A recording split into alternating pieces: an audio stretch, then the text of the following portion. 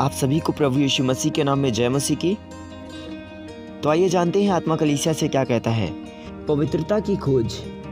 इब्रानियों 12 अध्याय उसकी 14 आयत में लिखा है, सबसे मेल मिलाप रखने और उस पवित्रता की खोजी हो जिसके बिना कोई प्रभु को कदापि ना देखेगा।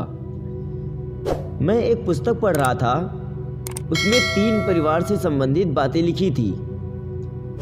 मेट नाम का एक बच्चा था जो 6 साल का था।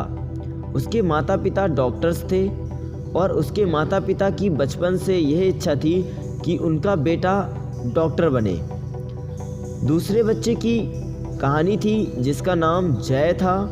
उसका पिता बहुत प्रसिद्ध फुटबॉल खिलाड़ी था और उसका पिता चाहता था कि उसका बेटा फुटबॉल खिलाड़ी बने।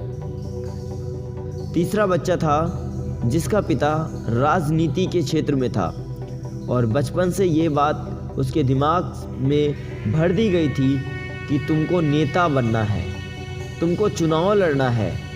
उसके बाद इन तीनों बातों की कहानी विस्तार से लिखी हुई थी कि किस प्रकार से ये बढ़ते हैं और किस प्रकार के वातावरण में मानसिक रूप से उन्हीं फिल्टस में जिसमें उनके माता पिता थे उनको बढ़ने के लिए रुचि पैदा की जाती है।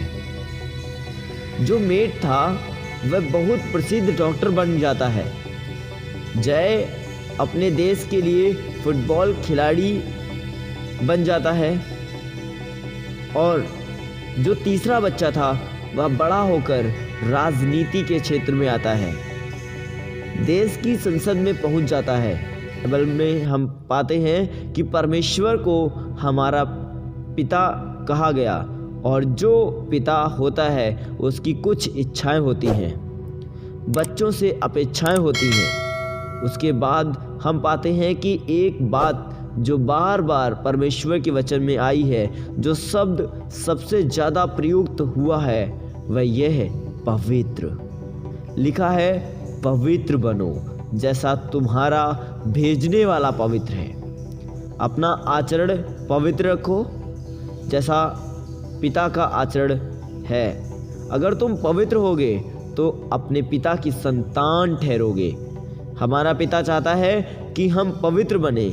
हम भी यही प्रार्थना करते हैं कि पिता परमेश्वर, हम चाहते हैं कि हमारा आचरण पवित्र हो, हमारी बोली पवित्र हो, हमारा चिंतन पवित्र हो। हमें परमेश्वर ने अवसर दिया है कि हम पवित्र बने, हमारा चाल चलन पवित्र हो। यदि हम अपना आचरण नहीं सुधारेंगे तो हम परमेश्वर को कदापि देख नहीं सकेंगे, उसके राज्य में कदापि प्रवेश नहीं कर सकेंगे। आइए हम प्रार्थना करें।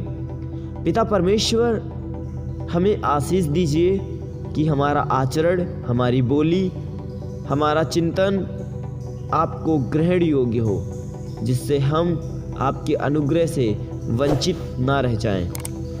प्रभु यीशु मसीह के नाम में आमीन।